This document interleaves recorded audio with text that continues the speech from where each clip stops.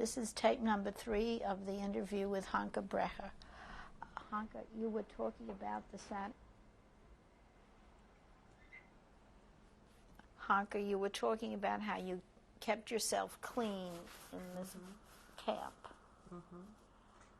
I kept myself clean by going out after midnight when everybody was asleep and I couldn't sleep. I would go to the pump and I had nothing to wash myself, so I would put my hands and I would splash my face and wet my hair, and to wash my hands there was no soap, nothing. I don't know how we survived. I really don't know. But there was winter. There was no leaves even to wipe yourself. I was lucky that I was given a little bit more food from this girl, Shifra, and it was my birthday. And one of these women took my bread while I was sleeping. And she found out, she became very angry. So she said she went to and told her how dare they take her bread away, because we were sleeping not far away. I tell you, when I think about it, I can't believe that a human being can go through so much. I was sick.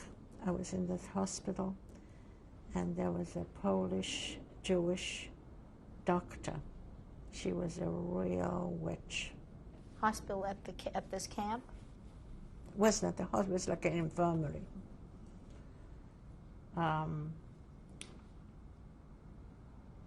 If we were lucky and we could go near the straw, or this, we would look to eat for the wheat from it, the curd things, we would eat that. This Shifra would steal bread and potatoes and bring me, and she would say, don't tell anybody, but you need it. They don't deserve it. How could you do, I had to give something away from that, even how little it was. It was Christmas Eve, and they were celebrating, the soldiers were drunk and celebrating Christmas, the Nazis. And being one of the youngest there, I was asked to go and sing Christmas carols. And I don't remember how many were, 3 or 4, that we went to sing the Christmas carols. We got a loaf of bread each. I shared that bread with some of the people. Soon after that, we were lined up and marched through the Germany. So if the Germans tell you that they didn't know what was happening, it's the biggest lie that exists. We walked through towns, we walked through villages, 1,000 women we started. I don't know how many we were left over. Whoever couldn't walk got shot. Okay, now you marched from this labor camp. Yes, now, to other we went to a camp called Guben. This I remember because I met somebody that recognized me and they gave me some food. And then one day we were walking and there was a man from Lodz who was my teacher in the first straw factory. I don't remember his name. I see his face, but I don't remember his name. I think he was Levkovich, if I'm not mistaken. And he gave me his bread. Now, you left the labor camp, which was located where? Near Breslau. Germany. Yeah. And we walked all the way till we came to Bergen-Belsen. We made a stop. We rested 2 days. That was the most. and then we were going. We walked at night, and we would sleep for a few hours in a shed. And some of the people were so hungry when they saw the foul potatoes and potato skins on what they put out for the chickens. We ate that. How long did it take you to walk from Breslau to Bergen-Belsen? Well, we came almost at the end to Bergen-Belsen. We were probably the last. And when we got there, this third time I cried. What were the other two times? Well, the first time was when my father was taken away, and the second one was after my mother was taken away. And that was the third time that I cried. And I cried because we came there and it was nighttime. And we passed, there was a water basin, it's like a swimming pool, with water. And there was a rabbi's daughter, a young woman, newly married, before she was sent to the concentration camp. And she wanted to she was dying of thirst. She wanted to take a drink of water. And that awful German pushed her in the water. He hit her with a gun. He took the gun, and he hit her, and she fell in and nobody could go and help her. So she drowned her. This was what year? That was 1940. It must have been 1945. It must have been somewhere around end of February or beginning of March. And it took you how long to walk from these two? Well, it was after the New Year that we started marching, and we were marching maybe I'm sure we marched about 40 kilometers a day. Whoever didn't make it, didn't make it. And by that time, there were very few of us left. And whoever was left, we came there. And I was standing there, and I didn't know what to do or what the thing. I was numb. It means for 5 days I lived on snow.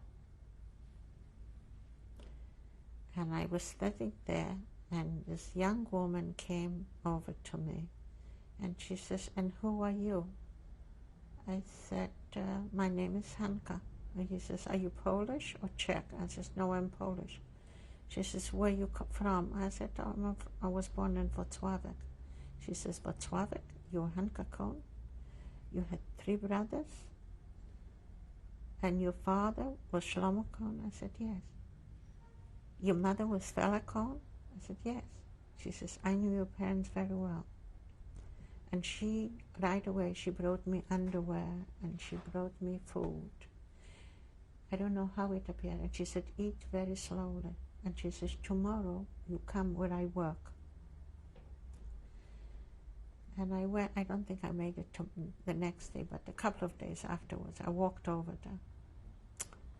When I came there, it was like I must have been there 5 minutes. And all of a sudden, a group of soldiers went by. They wore olive green uniforms. And we thought they were the Russian soldiers, because they were the same kind of uniforms. So the women wanted to welcome these soldiers. All of a sudden, they started shooting. And next to me, a woman got hit in her head. The whole brain was shattered. She was dead. This girl I came to visit, her name was Bronka. She took me away, and she says, "Don't look at it. Don't think about it. You have to survive. You have to survive." After this, I don't remember until I woke up in a palace. It was the Rundhaus. I don't know if it belonged to one of the biggies. It was a hospital. In Bergen-Belsen? In Bergen-Belsen. I think it was Bergen-Belsen. And who were the soldiers? Maybe outside. Maybe outside. The liberators were, I don't know, because I heard them speak French. I think they were Belgian doctors, they were English doctors, and they were American too. I don't know for sure, so I am not going to tell you something that I don't know. Next to me was a girl. You know when you see a Roman head, a beautiful Roman sculpture, I only saw the head, I didn't see the body, but she was covered, and she was singing, Mama Sant'Anta Felice. And I said I spoke, I understood a little bit because my mother liked opera in the house. And I heard the song, and I said, what is she singing this song for? She was not Jewish. She was an Italian. A patient? Yeah. After that, slowly, I came to myself. I don't know how I was, but soon after that, I was sent out to Sweden. All right, now, just let's stop for check back a little bit. The soldiers whom you described, who shot up. Yeah. Who were they? I was told that they were Romanians. And apparently they were very bad. They did more than, well, I can't believe that anybody could do more harm than the German did, or the Poles. But the Romanians, I heard they were pretty close to doing this, what I witnessed with my own eyes.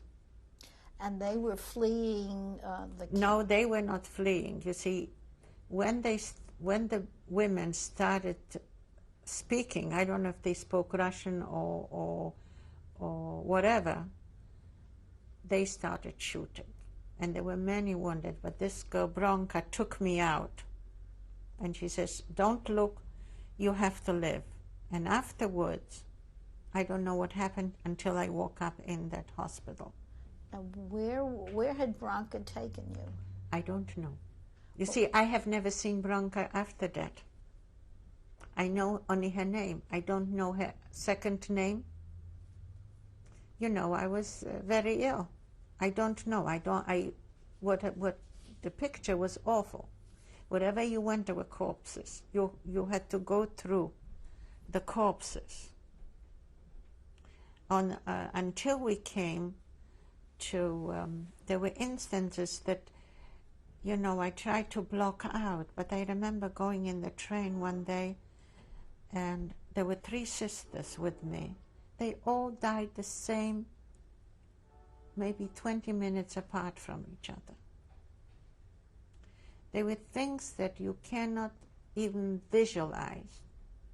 Whatever they tell you about what people went through, this is nothing what I have.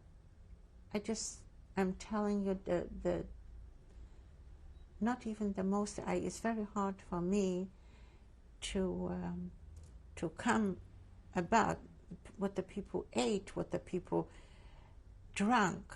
I mean, they drank urine because they were so thirsty, and there was no water. Potatoes peels, grain, if they could find, coffee. It was not even coffee, it was something like chicory that they used to make the coffee from. Nothing. And then, you know, once we were liberated, the people, they opened everything, and the people started bringing food, and they were so hungry, they started to eat, and they became very ill. I didn't want to go to Sweden. Now, who suggested or who arranged for you to go to Sweden? I believe that was the UNRWA. You know, I really didn't want to go. I remember being very angry. I didn't want to go to Sweden because I had nobody in Sweden. I had family in England. You weren't asked, you were told to go. I was told. I was told to go to Sweden.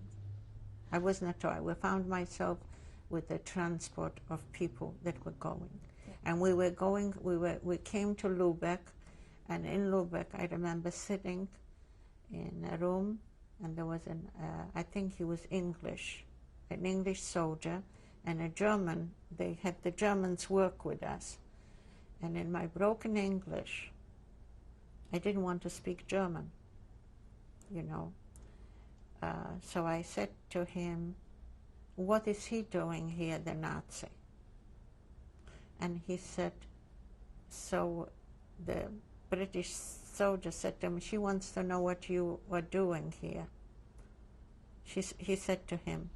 So he says, well, I had nothing to do with it. I didn't know anything. And I said to myself, that's a lie.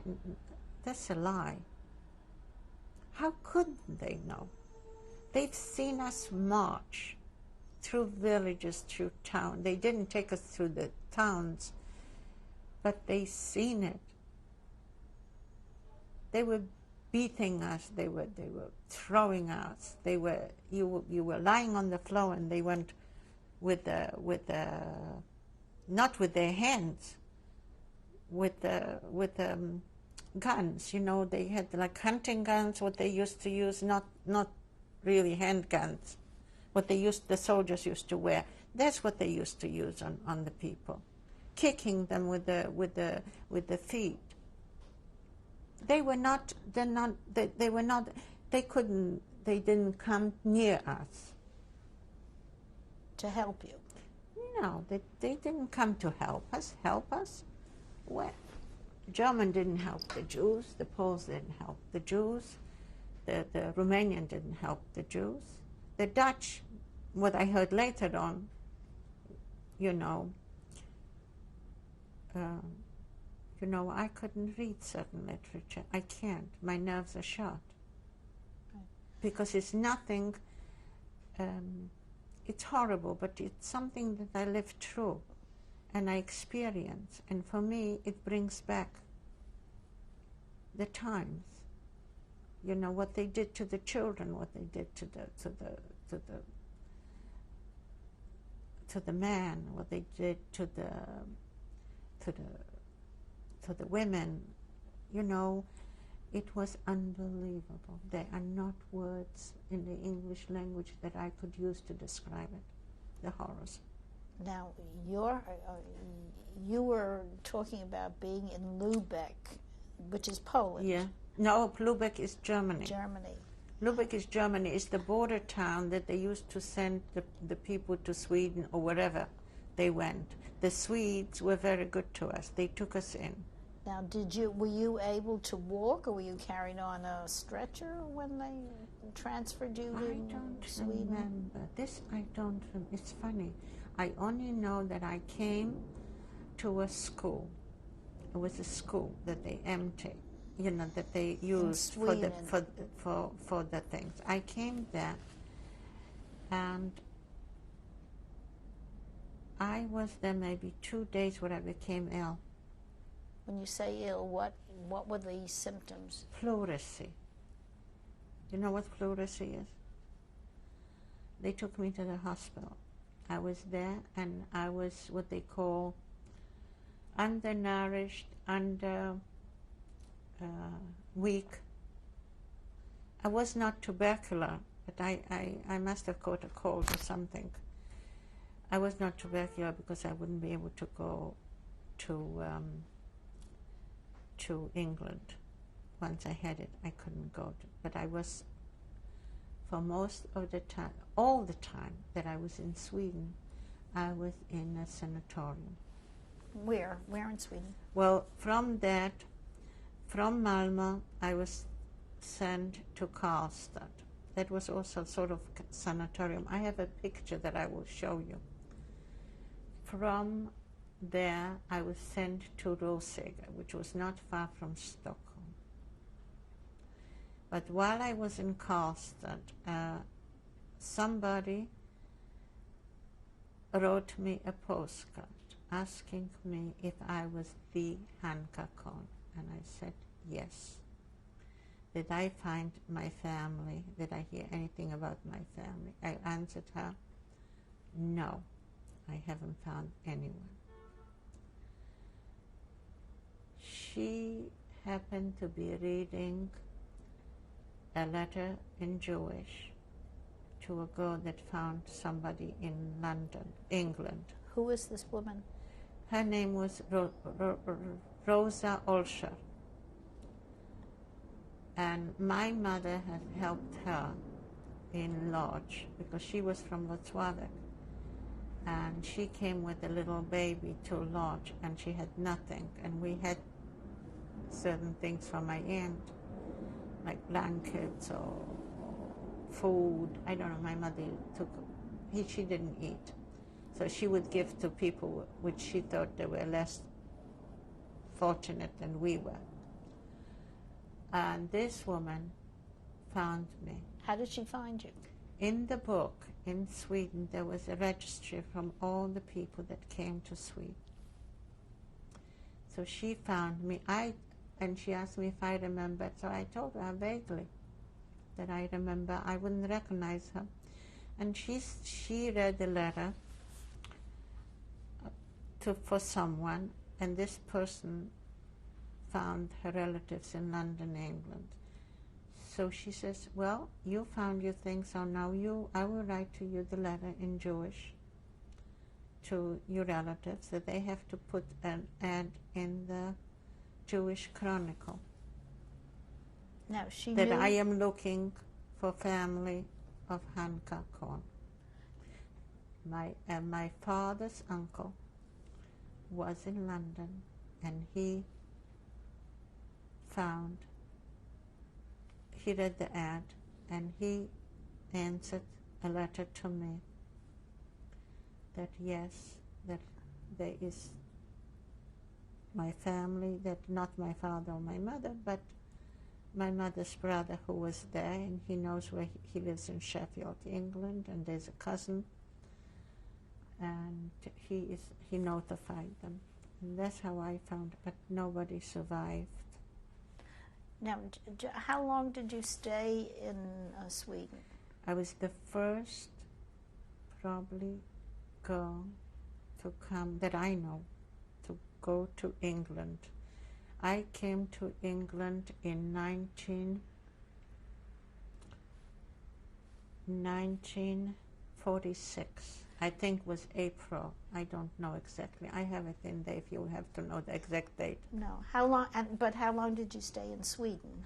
In Sweden, I stayed in. I have it over there, on the papers.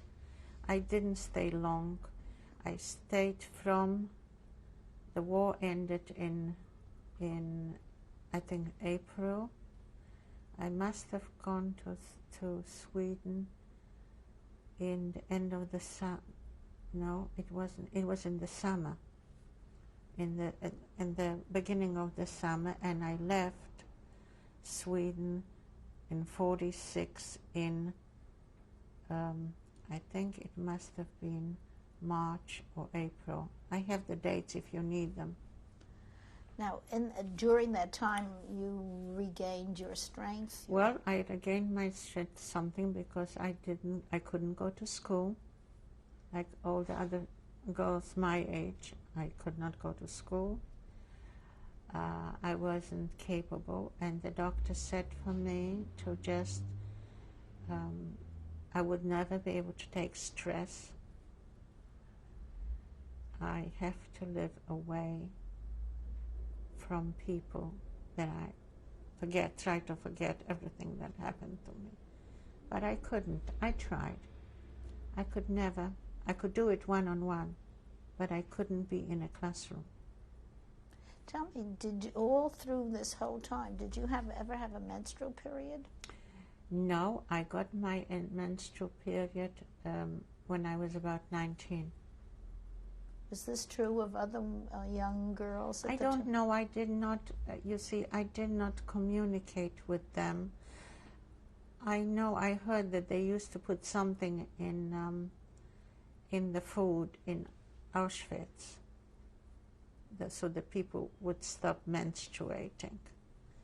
This I heard after the war, but I don't remember. I mean, I drank whatever they gave me to eat. I don't know if it affected it, but it didn't affect my having children. Thank God for that.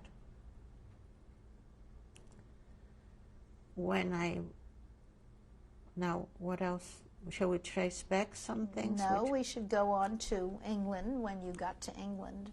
When I got to England, it was a big letdown for me. In what way? Because I couldn't go to school. I didn't know anybody. The people that brought me over, the family that brought me over, they were very kind to me.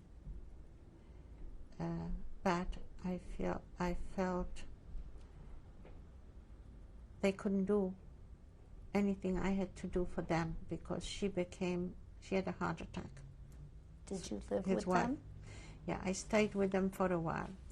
I couldn't go to my mother's brother because he had Parkinson's, and he was afraid what kind of an influence I would be, because, you know, he was a gentleman from the old school, you know, with always dressed and always so proper, like all my family was before the war. And I finally, after a couple of months, my aunt his wife came to London to look at me, and she must have liked me because she took me with, and they had to adopt me. I was adopted by my mother's cousin,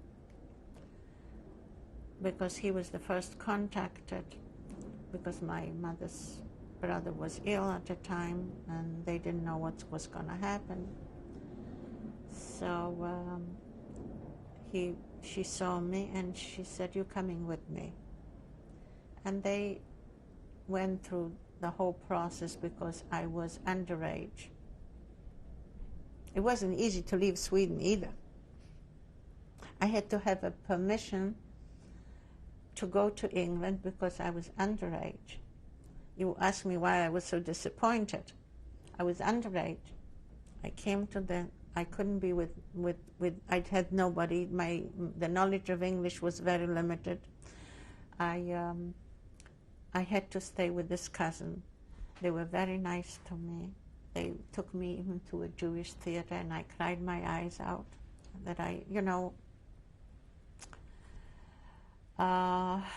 came to Sheffield and I never went back to London again. And there, they were affluent. It was a nice house. My aunt and my uncle were very, very good to me. My cousins were good to me. I didn't work, but I couldn't go to school. And that was a very, very big disappointment. It was heartbreaking. I had nobody in contact that I knew. All right, and we'll stop now. You're going to stop.